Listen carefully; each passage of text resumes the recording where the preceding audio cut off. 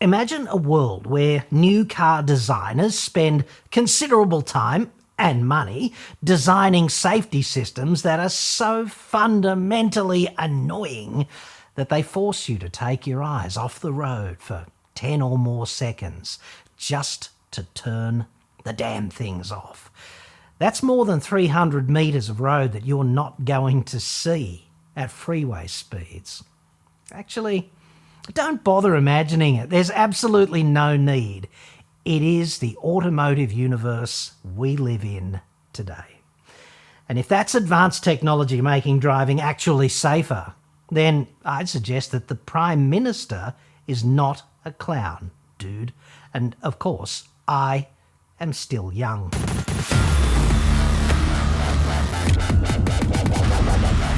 I'm John Cadogan from AutoExpert.com.au. New cars cheap, Australia only, website, card. So, I'm about to show you a small segment of a review video from the recent 2024 Kia Sorento very minor sex-up here in Australia, which they would probably call a new model release. The quote-unquote new Sorento features those time-honoured classics that you've come to love, such as same old boat anchor V6 with front drive, which doesn't go anything like as well as a modern turbo four-cylinder from, say, Mazda. But there's some eclectic tunes in this new one as well, including we didn't actually bother getting the hybrid ready just yet, and of course, don't worry about that, we've got variable frequency damping now, and that should be so cheap to replace in 5 years' time. But we did make it look like a funnel web spider at the front, so that's kind of nice. In this particular review video, which we are getting to from Car Sales, which is Australia's preeminent specialist at selling your personal information to car dealers and giving you absolutely nothing in return, a young journo named Sam Charlwood demonstrates just how long you have to take your eyes off the road to deep dive into the menu system, even when you use a so-called shortcut to turn off the world's most pointless and absolutely annoying driver assistance system. Take a look. Sound and alarm. We've set up a very handy shortcut in the menu. You have to go through this function every time you drive a car and you're able to turn it off. That is the real-world upshot of the implementation of fundamentally shit driver assistance systems. Mr. Charlwood is actually a highly skilled driver who's very used to evaluating brand new cars, so he's quite match fit for this kind of thing. It takes roughly 12 seconds for him to dive into the menu and silence dash biatch. The worst part of this, of course, is that his eyes are off the road for 10.5 seconds in total. It's probably going to take you longer than that, given that Mr. Charlwood does this kind of thing for a living. He set up a menu shortcut and, of course, he practiced. So for you out there on the road, in the real world, this is going to be even worse than that looked. This report is sponsored by NordVPN. Get 4 extra months of Nord free now at nordvpn.com/AEJC. Cyber threats are very real and we're all exposed to them every day. But you do not have to be the next victim. You just need countermeasures, and that's what NordVPN does in the background. I don't need to understand it, neither do you. We just want the protection, like weapons-grade data encryption, IP address hidden, everything locked down securely. Go to nordvpn.com/AEJC now. Grab the 2-year plan at a massive discount, plus you'll get 4 extra months free. nordvpn.com/AEJC. Link in the description. You just subscribe, then you download the app and you connect. One click, your IP address is shielded, your online traffic is masked with NSA level encryption across as many as 6 of your devices. Nord is, of course, the fastest VPN on the planet.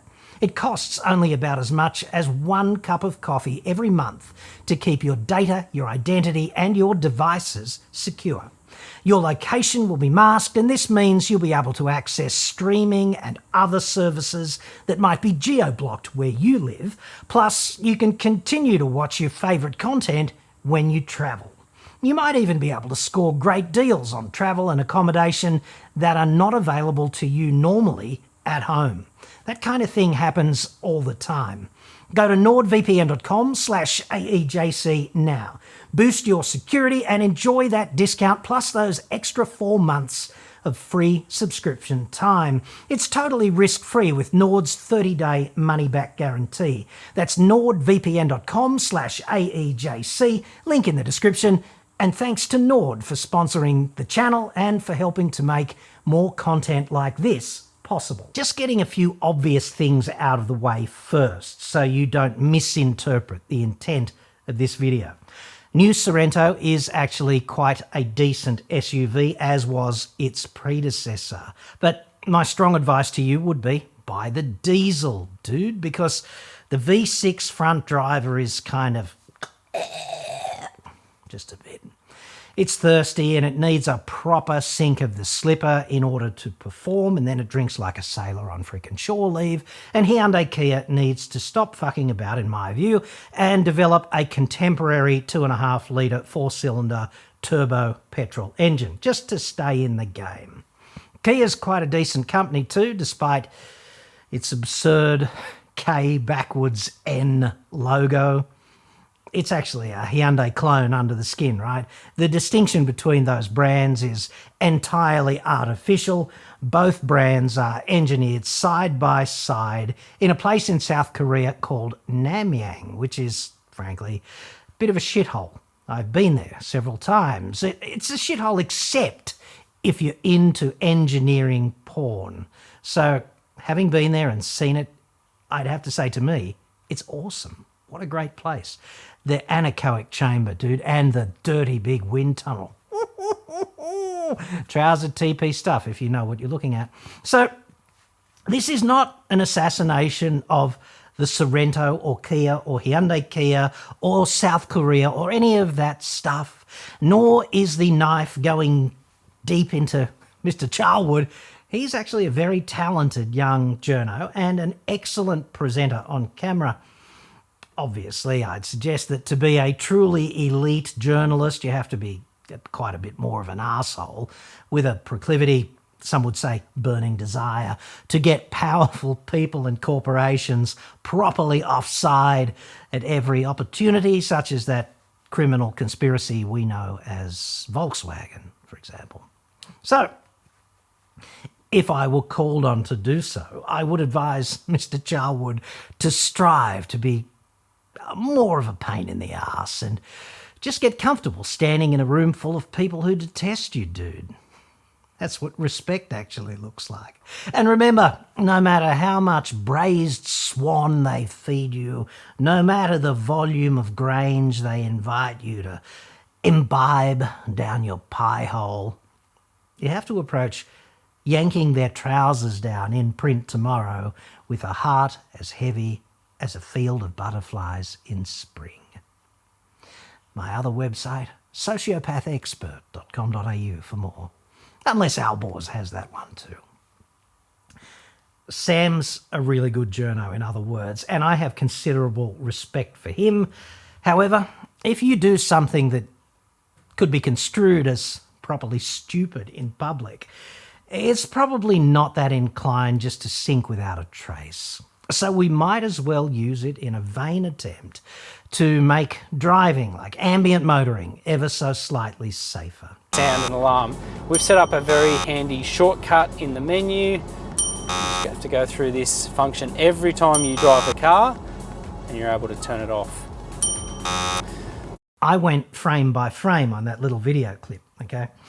Kia, meaning Hyundai, Ioniq, Kia, and of course Genesis, they're rolling out this bullshit tech that reads the speed signs, #clever, but then it beeps at you whenever the speed zone changes. And should you exceed the current recorded speed zone limit, it's going to beep at you again. And this process is relentless and incessant. In fact, I would argue that it's so fucking annoying that after roughly 30 seconds of enduring torture like this, a normal person would just give up Osama bin Laden's holiday house address in Pakistan. So, roughly more effective than waterboarding.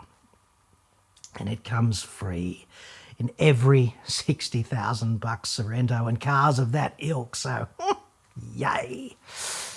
It can be turned off, of course, but this requires a menu system deep dive. And imagine if headlamps worked like that. It means either stopping, or far more likely in the real world, just taking your eyes off the road while you are moving, which is kind of a fundamental no-no in the domain of safe driving, especially for non-core driving tasks.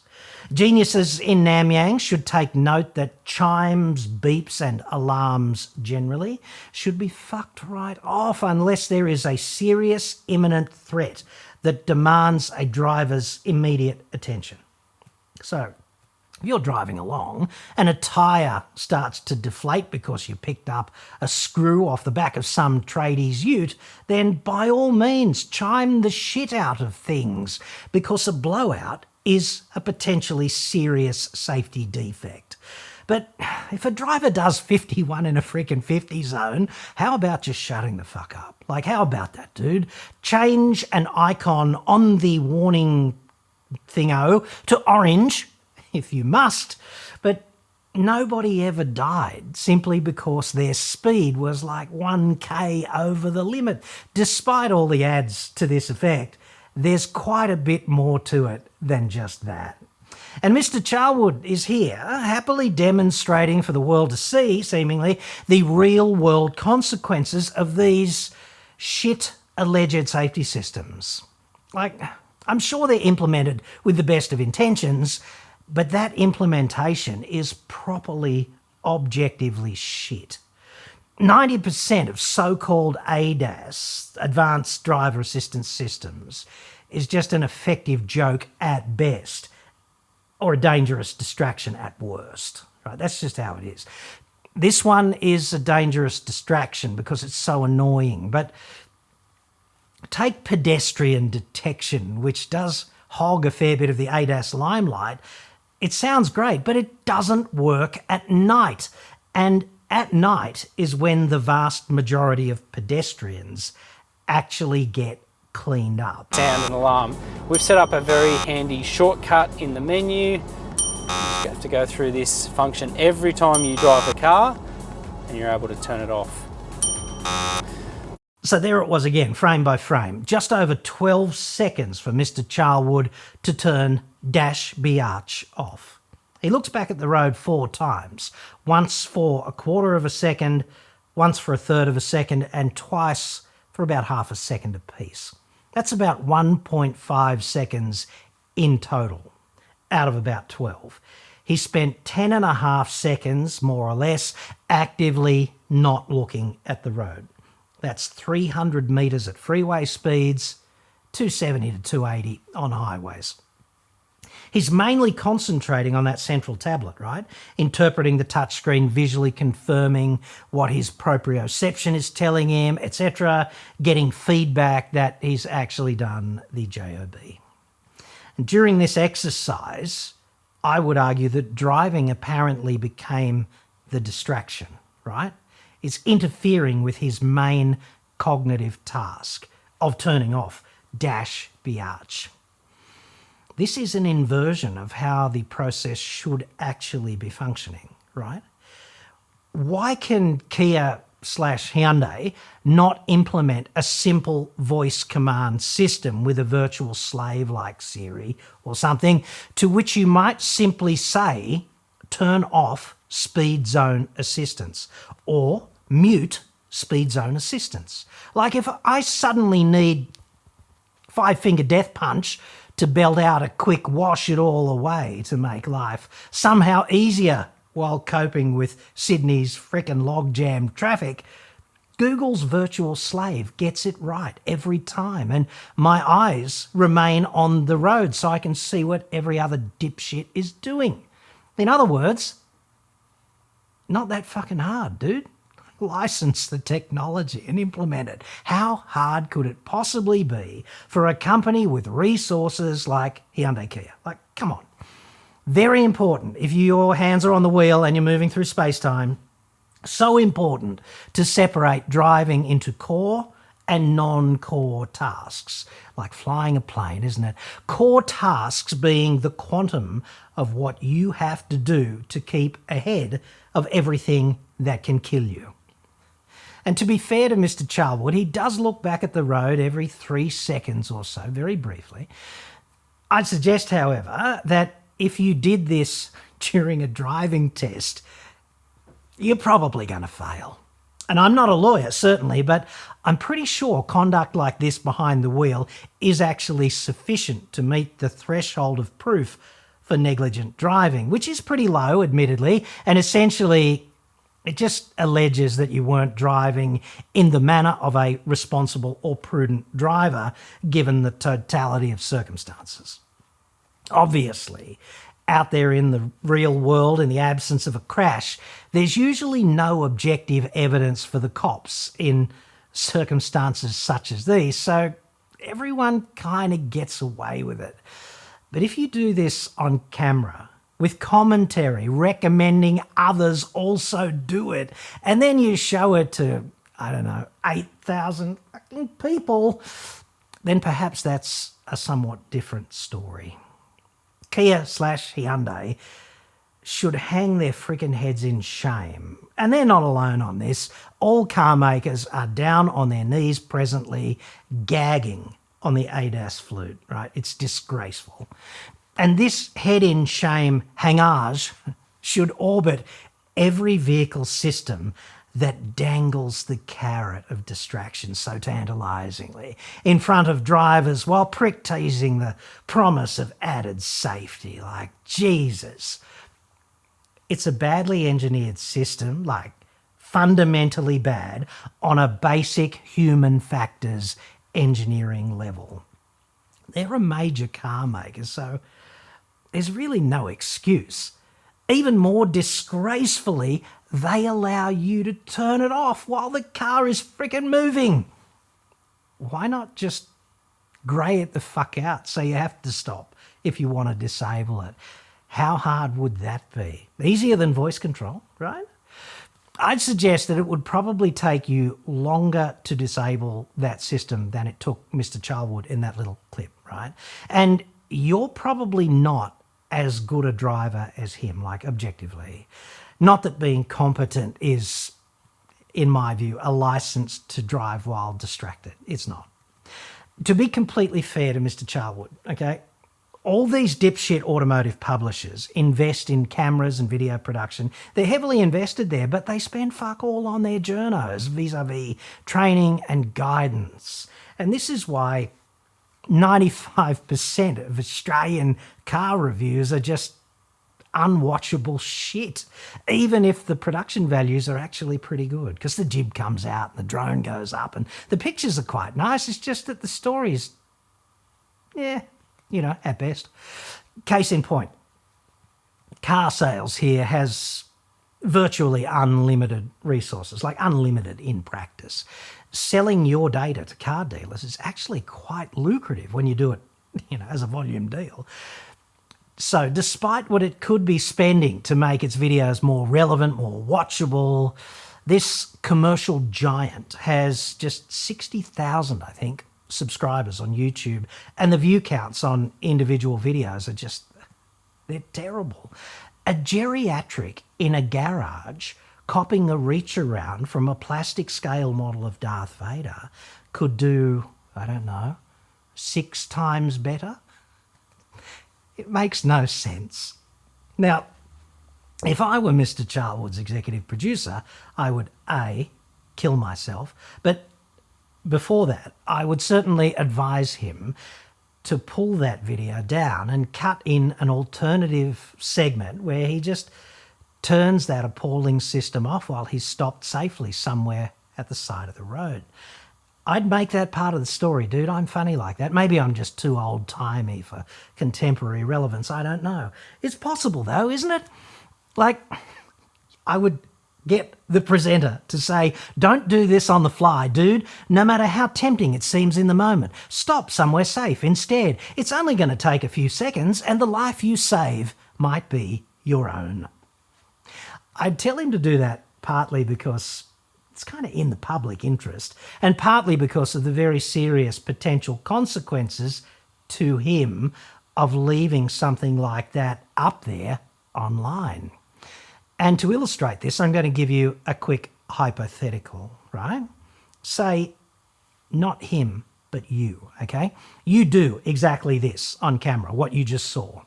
You post it to YouTube and 8,000 witnesses see you driving in this way. 3 weeks later, 3 months later, whatever, sometime later, you are driving along and a child runs out. There's no warning, dude. You can't stop. There's nowhere to go. You hit them. It's terrible. Like, it's devastating. There's nobody there at that scene that is undevastated. Everyone's devastated, right? It's terrible. Then the cops are going to interview everyone. And unfortunately for you, for some reason, 3 witnesses might come forward, all alleging various variations on the theme of you weren't paying attention, even if you actually were. Who knows what you were doing? Reaching into the back seat for a blow-up doll for the upcoming transit lane. Whatever, it doesn't matter. They allege that you were not paying attention, even if you were paying diligent attention, okay? Eyewitnesses get it wrong all the time. Like, have a look around, dude. The median human is so stupid, and half of society is dumber even than that. It's confronting, isn't it? Unfortunately, therefore, still being hypothetical, the cops charge you with dangerous driving occasioning death. And this is a very bad situation for anyone to be in because that's a crime. Like, it's an offence under the Crimes Act. It's not a traffic offence. You generally go inside if convicted for up to 10 years. There's case law type precedents, sentencing recommendations in New South Wales that mean if you're convicted, generally not less than 3. That's the lightest sentence you could hope for if you are convicted of that. So if the DPP can prove that you were driving dangerously, like in a dangerous manner, you are going to be toast, right?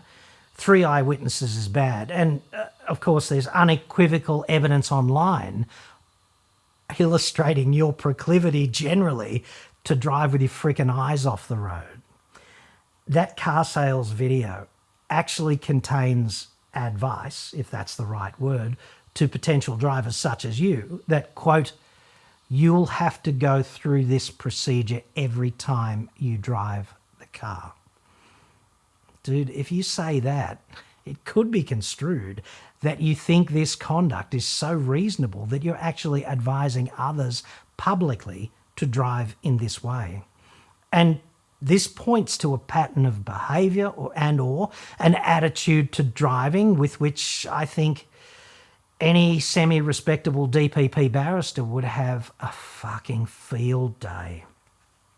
It would be a character assassination bloodbath. So,